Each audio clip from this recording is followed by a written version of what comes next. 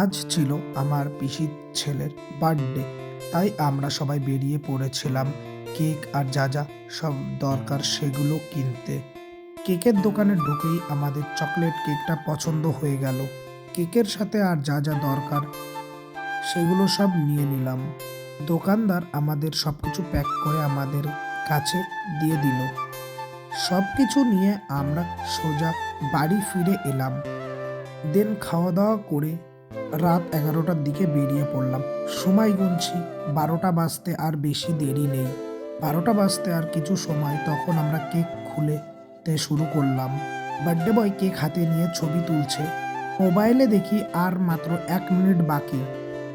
12টা বাজতেই সোজা স্প্রে দিয়ে বার্থডে বয়কে একদম ভূত বানিয়ে দিল। আর আমি প্রপারটা ফাটাতেই পারছিলাম না, শেষমেশ কোনোভাবে ফাটাতে পারলাম। এরপর বার্থডে বয় কেক কাটলো আর পরপর আমাদের 3জনকে খাওয়ালো।